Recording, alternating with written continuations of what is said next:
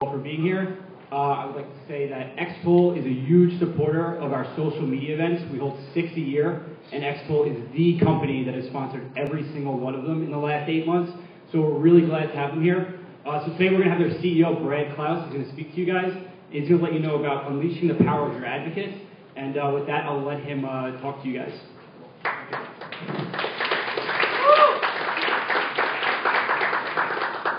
Hello, so I'm Brad Klaus. I'm at Bradley Klaus, and extole is at extole Inc. EXTOLINC. If you guys want to use that. Before we get started, I thought I'd take a quick poll of the room to find out kind of what the audience makeup looks like. So, how many of you are responsible for managing a Facebook brand page with either your clients or with your company? By show of hands. Okay. How many of you are responsible for managing a website and socializing that website for your clients or for your brands? Interesting. How many of you have leveraged anything related to the Open Graph yet, Facebook Open Graph? Okay, a couple. That's interesting. That's more than I expected, actually. So today what we're going to be talking about in detail is how do you get your customers to become advocates and leveraging the Open Graph, get them to drive real measurable ROI for you. So the agenda that I had set up, and we'll cover about 20 minutes of content and hopefully leave about 10 minutes for Q&A, was to cover what we call consumer-to-consumer social marketing. So by way of introduction for extole, we're the leading SaaS platform for consumer-to-consumer social marketing. What we help brands do is take their customers, turn them into advocates, get them to share content with friends, have the friends come back to the website and drive demonstrable results and measure the whole process. That's in a nutshell what we do, and I'll take you through some of that today, but mostly what I want to do is take you through case studies on how our customers are doing some of this. We're going to talk a little bit about what Facebook's Open Graph is and what the impact on marketers is that we're seeing at least. And then we're going to jump right into case studies around how marketers can start to use the Open Graph. So that's what we have planned today. I think what we'll do is we'll keep it to content for 20 minutes and then hopefully leave 10 at the end to be very interactive with Q&A. So, just a real brief intro on extole. I mentioned we're a software as a service platform. We're servicing over about 250 brands now that range in various industries, from e-commerce to subscription services to financial services to insurance. Companies like AAA Insurance to DirecTV to Walgreens to Kate Spade and many others are leveraging our platform to turn their customers into advocates and drive measurable ROI. We're based in San Francisco. We've got about 90 employees now, and about 10 of them are here in New York, and so we're starting to expand the team here. And that's about all I wanted to say about extole today. Really what I wanted to cover is more content around where we see the social landscape moving, where we see Open Graph helping, and then some case studies, as I mentioned before. I think the true value in social is to get that friend-to-friend or consumer-to-consumer interaction to occur for brands. And this is a study that probably many people have seen. 92% of consumers trust their friends, whereas only 18% trust advertising directly from the brand. So how do we leverage social to actually get our consumers to become advocates and share our message for us? Because that's a much more trusted message, and that's ultimately what we see a big opportunity in social. And as we've seen the progression of social, this is a little bit Facebook-centric, but I think it tells the broader story.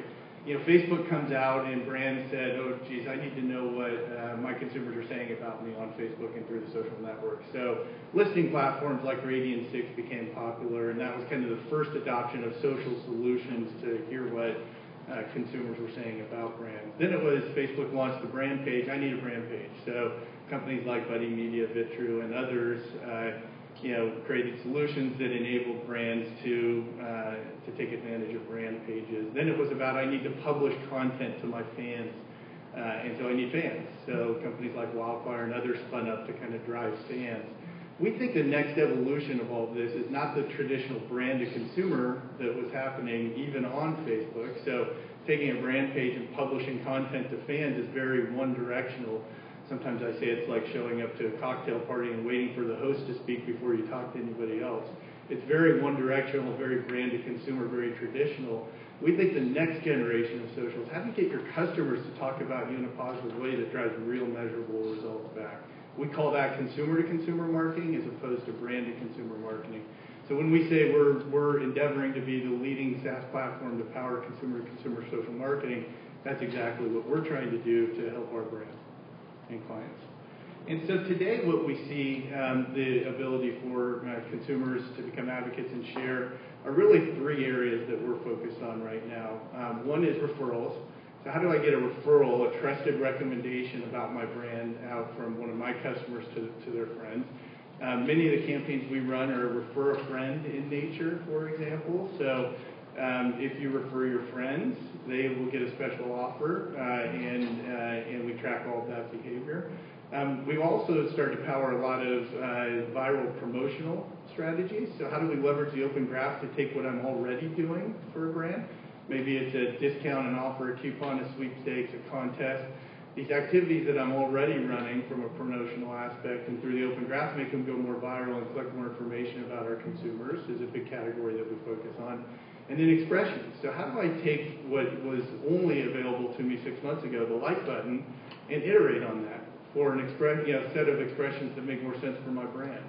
So I was working, for example, with an agency the other day who's representing one of the major food chains, and the verb crave came up. I sure would like to get my consumers to crave my food products, right?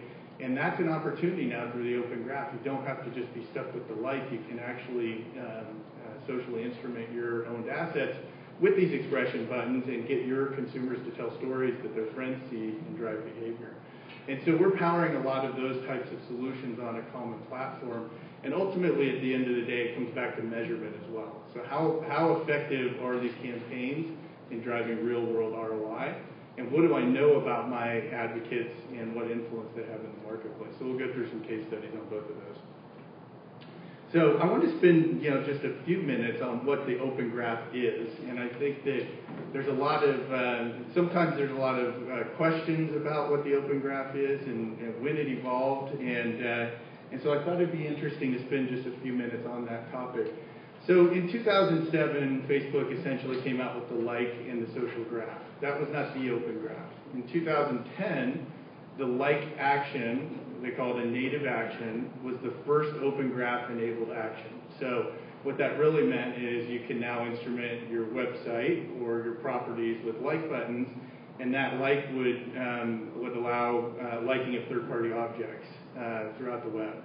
And that would create stories that could be amplified through sponsored stories. And that kind of started to come out in 2010. What they really opened up in the last 6 to 9 months in 2012 is the ability to create any sort of action or expression against an object. And so the way that works is as follows.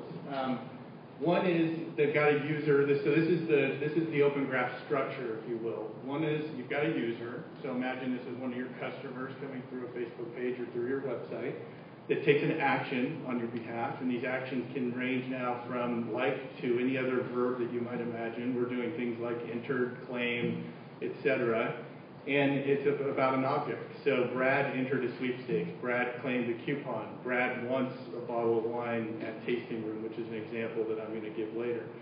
As you instrument your owned assets with these Open Graph solutions, what's happening is as people are interacting with your brand, it's telling stories into the Open Graph that the friends are seeing. And so we'll show some examples of that. So that's what the Open Graph basically means. It means more than like, essentially. You can do more than like now. And so we're working with a lot of our customers to do just that. And so some of the ideas that we've already implemented, we've got customers recommending products, redeeming coupons or offers, claiming coupons or offers, wanting products, owning products, and it can go on and on, crave, et cetera, as I mentioned before. As this occurs, what happens is stories are created. So Facebook calls these stories. So Brad Klaus entered a sweepstakes at Pottery Barn Kids is a story that now my friends can see and take action on. And ultimately, what Facebook wants you then to do as an advertiser, and we think will have a significant value because it's a very good, highly contextual ad unit, is now take that story and buy it as a sponsored story, which instead of being buried in the newsfeed could be top right, for example, on a consumer's Facebook page. So that's a little bit about the Open Graph, and I think it's hard to understand until we go through some real-world examples. So in 2 slides, I'm going to do just that. The benefits of the Open Graph that we're seeing, at least at this point for our marketers, is more virality. So how do you get your consumers to become advocates and create more earned media and make that earned media more viral? That's one significant benefit. The second is this opportunity to buy those stories from a paid media standpoint, and we've been doing some of that, and we've got some results to share with you today. It's a relatively new opportunity as it relates to action verbs outside of the like, but we'll share some of that data with you, and it's been positive in nature. And then the third is you can get to real detailed information about your consumers and their friends. From a profile standpoint, almost a next-gen CRM standpoint. And so I want to take you through examples of that today. Before I go on, any questions on Open Graph or anything we've covered? Okay, great. So this is an example. We had to anonymize this example because the client that we ran this with didn't want us to use their name. But we believe this was the first ever Open Graph enabled sweepstakes. So many of us have seen Facebook-oriented sweepstakes and the process behind that. What we did in this case was Open Graph enable it, and it had some pretty interesting results that I wanted to share with you. So very simple kind of idea. One is we created a tab, an application on the Facebook page for this children's retailer. They directed traffic there through either Facebook page posts or email, and even on site on their website, they drove some traffic to it. And the basic call to action was enter a sweepstakes. This is mocked up as a holiday sweepstakes. In this case, it was a back-to-school sweepstakes, so it occurred about 6 weeks ago. Enter our back-to-school sweepstakes. The consumer went to a registration form. Many of us are very familiar with this process. It's the next piece that I'm going to show that is maybe a little unfamiliar, whereby the person, the consumer, liked the brand, filled out a first name, last name, captured an email opt-in. And so with this step, they're entering the sweepstakes by providing basically a like and an email opt-in and the opportunity to remarket to this consumer both via email and via Facebook. We then went and got permission from Facebook to use the entered verb. So instead of I like this sweepstakes, we wanted to be able to say that Brad Klaus entered this sweepstakes, the back-to-school sweepstakes with XYZ brand. And so we went to Facebook, we got permission for that. What that meant is that we could then offer what's called an Open Graph app install as part of this flow. And in this very simple process, create stories on the back end. Brad Klaus entered this sweepstakes, but then also capture consumer information from Facebook. So in this case, they opted to capture the basic profile info and the email address. We have had some of our clients capture things like birthday, if they think that birthday is important. Likes and interests is another interesting kind of option to capture this data. And all of this gets stored in the extole solution and then exported into their CRM systems typically, or their email systems. So this can be a very effective kind of next generation mechanism for capturing CRM type data about your customers and their friends, your prospects for that matter. But more importantly, I think it creates that story on the back end. And then we flipped a thank you page. Thank you for entering. Now share with your friends. We always have if you win, if they win, you win kind of concept. So it promotes more sharing. Share with your friends. If your friend wins, then you're going to win something as well. Because typically in a sweepstakes, your chances of winning go down if you share. We want to make sure that they go up if you share. And so this is a pretty traditional flow, except for that Open Graph app install piece that we've run a number of times in the past. With that Open Graph app install piece, though, the stories that were created caused a great deal of virality, and I'll share that with you. Sorry, I went backwards. So the story in this case was John Smith entered a sweepstakes on brand XYZ. It wasn't obviously brand XYZ. We have to anonymize this case study that all of his friends saw and could take action on. So instead of liking a sweepstakes, I'm not sure so John liked a sweepstakes. Does that mean that I can click here and enter it? You know, it wasn't as compelling a story as, hey, he just entered and I can too, right? And so we got a lot of virality off of this story being created. And everybody who went through the process of entering had to create a story because it was Open Graph app enabled. And so I'll talk to you about kind of how we took what was a 355,000 audience and made it more like 5 million as a result of this. But then additionally, we think that we were one of the first ever to leverage paid sponsor stories against what Facebook calls a custom action. So in this case, the custom action is entered. Their native action is like, custom action is entered, or the other verbs that we're working with them on. And I'll share with you the results of that paid media opportunity as well. And so what happened here? And I think this slide is the slide that I usually say is why Facebook created the Open Graph in the first place. If you can see in the back, and I'll try to read as much information as possible here, we've got three columns. One is the brand page post that they did. One is the consumer-to-consumer stories that were created, the organic stories of Brad Klaus entered a sweepstakes, and then one is the sponsored stories that we paid money for. What ended up happening with the brand page post is the total audience that could see that post was the number of fans they had, which was about 356,000 fans. And so when you're doing Facebook brand page posts, that's your audience segment. That's who you're trying to engage. Now through C2C stories, consumer-to-consumer stories, the Open Graph enabled piece, what you're really doing is you're reaching out to everybody who enters friends. And so instead of a 356,000 audience, the audience went to 4.78 million. And as you can see, the number of stories that were created went from 70 to 106,000. Number of clicks went from 1,288 to 23,300. And in another slide, I'll show you that 60% of the entries for this sweepstakes actually came from that organic story being created, the friends seeing it, coming back and taking action.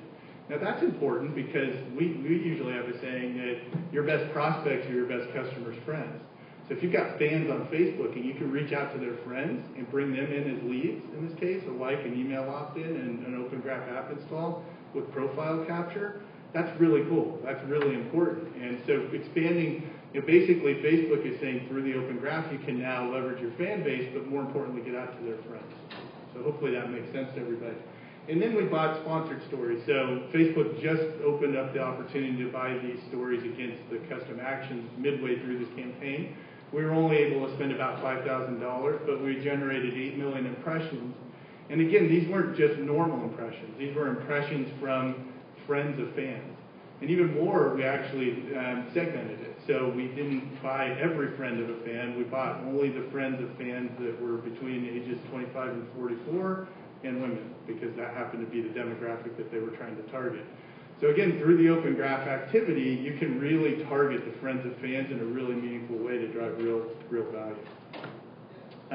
What we saw, again, 58% of the entries actually came from just the organic sharing that occurred. In this case, the customer wanted to capture 10,000 new entries. We did something like 30,000, roughly, 28,700, I think it was.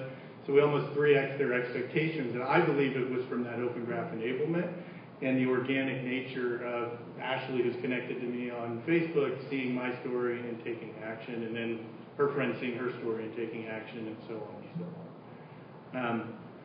So that was one example that I wanted to give. The other thing that, just from a best practice standpoint, we find that not a lot of marketers are doing, and we really try to push them to do it, is don't forget that social can drive real ROI. So because you're capturing that email opt-in, what do you want that consumer to do right after that? In this case, we said claim an offer.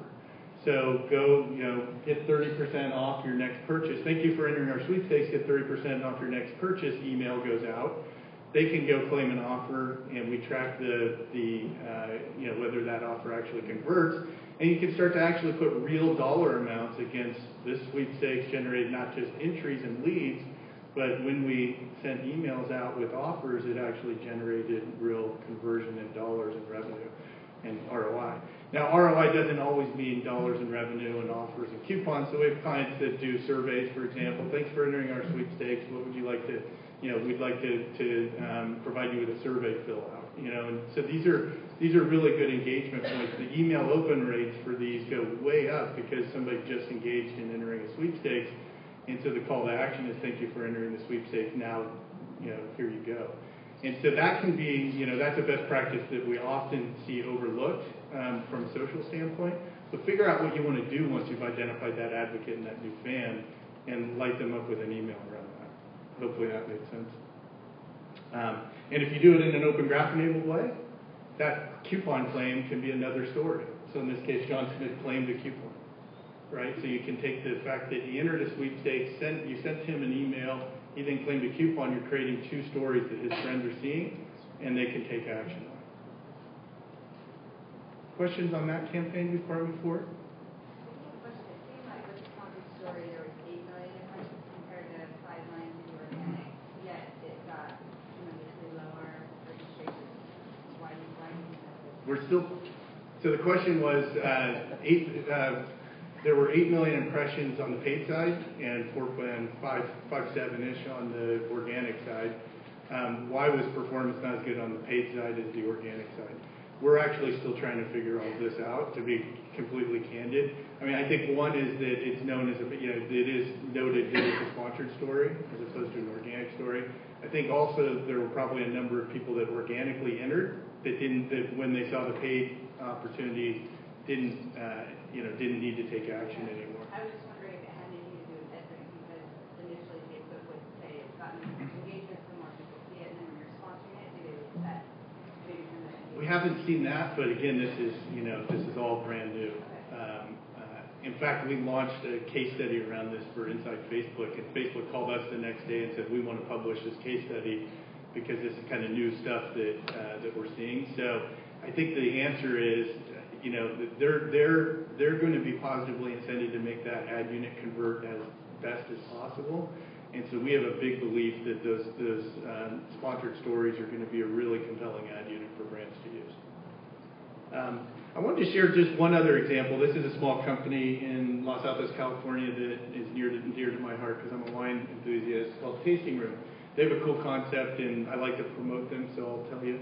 You can go to their site and order a 6-pack of sampler bottles for a very cheap price, and the idea is that you get them at home, try them, and then go buy the wines that you like at their website. Pretty cool idea. Plus they're a customer of ours, so I like that part too.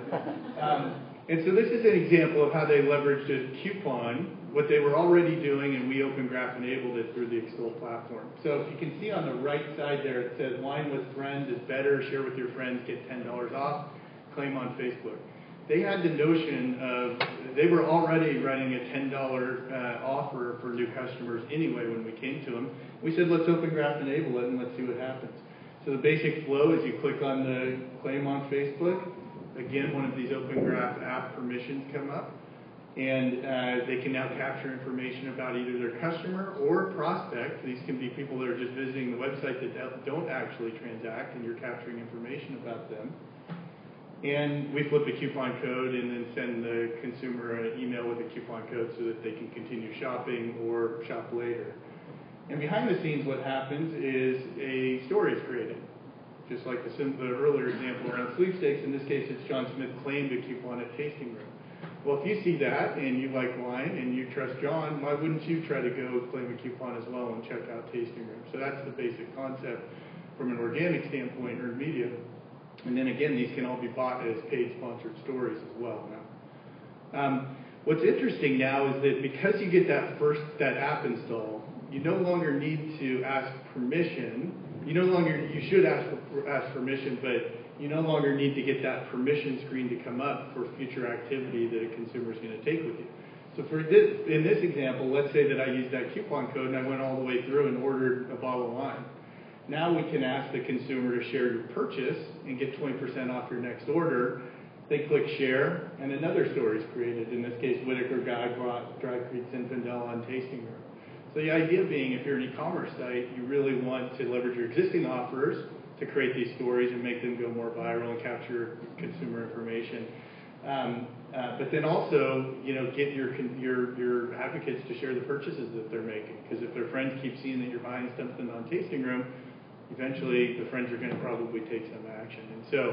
And so we've got a series of solutions that enable more and more engagement and sharing and basically storytelling from the customer to their friends.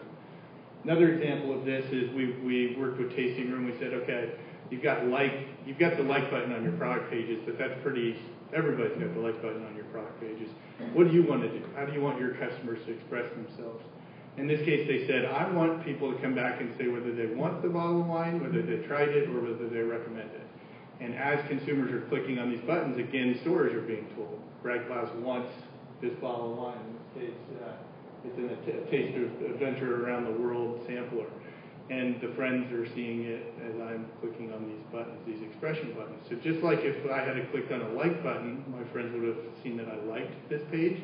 Now I can actually use more expression buttons: want, need, desire, adore. I'm working with a teenage clothing company on. Somebody's going to come out with an OMG button, for sure, right? I don't even know what that means, by the way. But those are the kinds of opportunities. So we're working with a beverage company on Imbibe, right? The companies, the brands that get there first with these expressions can actually tie their storytelling, their consumer storytelling, to the verbs and expressions that they want. Hopefully that makes sense. And then the last thing I wanted to cover as it relates to kind of the instrumentation of websites through the Open Graph is you have an opportunity now to have what we call the brand billboard on the consumer timeline. So this is an example of John Smith's consumer timeline. This is his timeline that his friends and family come and interact with. And if you can see, some of you in the back might not be able to, but we've got a booth out there if you want to stop by after. What we're doing is we're aggregating with a tasting room app the wines that he recommends. So now he's got a billboard on his timeline that his friends and family are seeing. Every time he's recommending wines, it's showing up on this billboard, and they're seeing that he's a big advocate of tasting room. And all of these links, obviously, you can click on and takes them to the product page of tasting room. Pretty cool concept. These aggregation concepts can be really interesting for brands. Last thing I wanted to comment on, I've got 5 minutes, I think. Analytics are important. So now, because you're Open Graph enabling these solutions, you can now, through Facebook Insights and the extole analytics framework, get to how many stories are created and what's the reach of those stories. So how many impressions were actually seen from these stories that were created.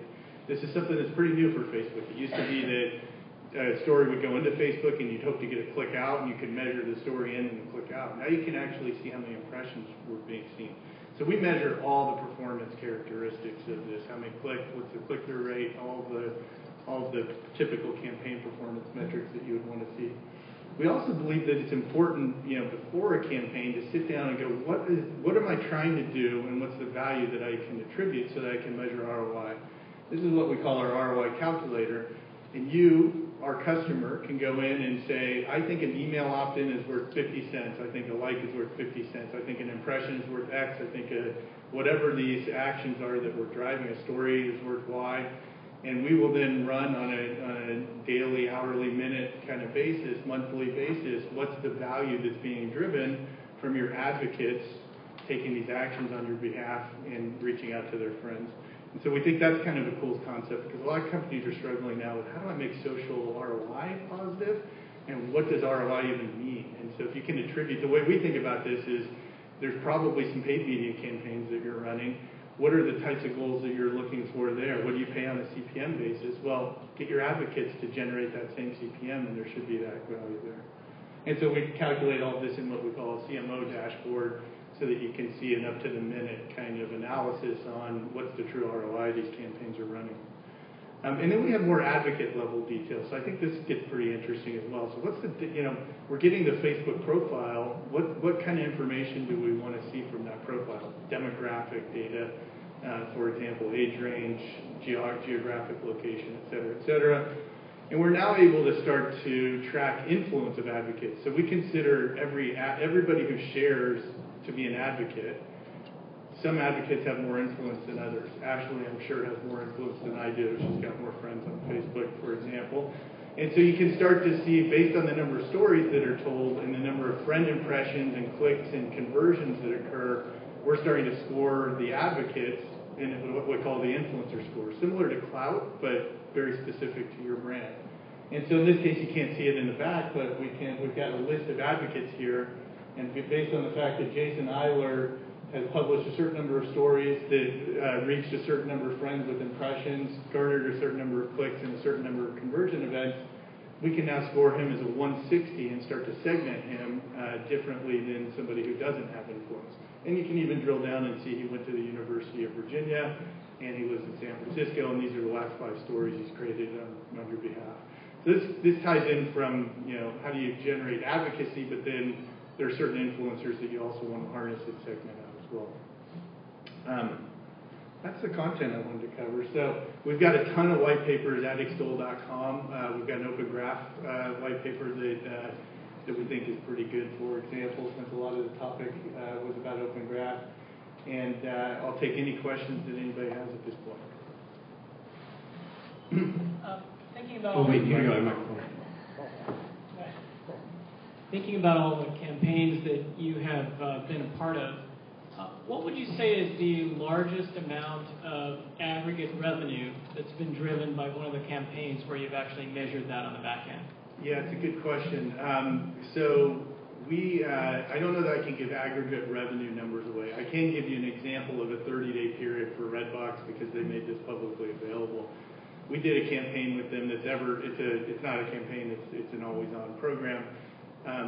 But as we launched it, the concept was get a free DVD, give your friend a free DVD rental, and you'll get a free DVD rental for every new friend that you get to sign up, for example. And in that case, we targeted out of the 22 million emails that they had, they segmented down to, I think it was 1 million or 1.2 million of their best customers based on order history. And we sent them an email saying, now get your friends. Get them this offer. If they come back, you're going to get a free DVD rental. They'll get a free DVD rental. Everybody wins. And in the first 30 days, we drove something like 177,000 new clicks back to the Redbox page and tens of thousands of new orders. And those are the types of kind of ROI metrics that you can see. We're also powering companies like DirecTV's referral program. If anybody has DirecTV and watches sports, you'll see they get $100 for every friend that you refer. That's a major. I can't give you statistics, but they've been doing it before extole, but internally, and they switched to us. It's a huge channel for them, and I can't give you metrics, but it really drives significant revenue for a lot of companies. So I don't know if I can give an aggregate dollar amount because I would want to clear that with customers first. Sorry. You mentioned earlier that you collect likes and interests data. Are you doing anything with that data as far as modeling correlations between likes and interests so that I can use that with an ad campaign? Absolutely. No, we're not. No. Not yet. So I think where this all goes is some of that, but then also how am I smarter with my other channels from capturing this data? So what we're seeing some demand for is how do I make email better based on the fact that I know you have a like and interest of XYZ. I'm not going to send you emails that aren't related to your likes and interests. And so we're not doing any of that yet, but that's where this is all going. We believe that this is next generation CRM type data that needs to be pumped into all systems, and the profile information about these consumers benefit all channels, if you will. I'm not sure if that answered your question exactly, but I don't know of anybody doing that yet, but that's where it's all going. I'm John Osborne from TV The Next Generation, and you mentioned about getting permission from Facebook to develop an Open Graph app. How do they monetize that? Who pays them, or how do they make money from that? Yeah, sponsored stories. So what they believe, if you watch their roadshow, it was all about word of mouth at scale. It was all about socialize your digital assets with the Open Graph, which is essentially taking the Open Graph and doing some of the things we're helping brands do on your website, for example. So the consumers tell stories. Sorry, I'm a little sick. That can then be bought as paid media through sponsored stories. So that's how Facebook wins. They believe that ad unit, that very highly contextual friend-to-friend recommended ad unit is going to convert much better than a typical ad unit. And it makes sense because the first slide I showed was 92% of people believe they're friends and only 18% believe advertising. So if you can blend those two, then you've got a winner, and that's what they believe. They believe that their paid media will increase substantially.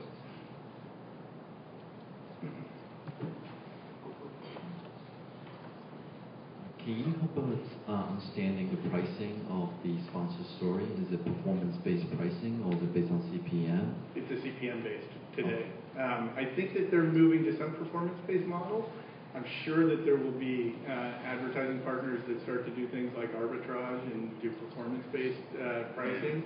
Right now, it's typically CPM-based, although I think there may be some others here that could help answer that question. Do you agree? It is CPM-based. Yeah.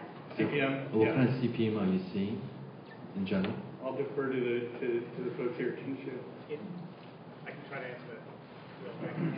Well, you can answer that. Actually, yeah. Just real quick, this is Paul Gogan from Kenshu. It depends on how you are targeting. So if you're buying doctors in Milwaukee, you got to pay more. If you're buying all Americans, you're going to pay less. And Typically, you don't want to target that much because you're already limiting your audience to showing friends, your fans and friends of fans with those sponsored stories. So typically, that's supposed to be enough targeting. So the more you target, then you limit that reach. We have time? Any questions? How do you see... Wait, you work for me. You can't ask a question. Is this a layup? No, I did have a serious question, though. How do you see this integrating with the mobile side?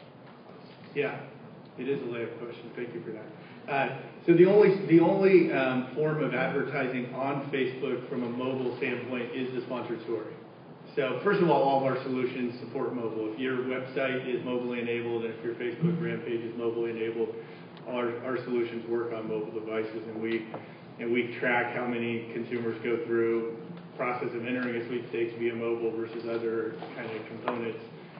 But the real answer, I think, the real value from a mobile perspective is the only ad unit that Facebook is going to support so far for mobile is that sponsored story. They want that friend-to-friend story to show up in the news feed as you're looking at your iPhone 5.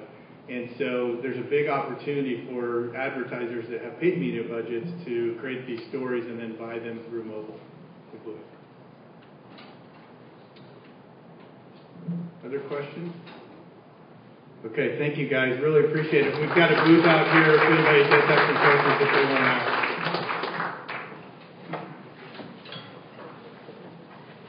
We're also hosting in 2 weeks in New York a Open Graph Summit.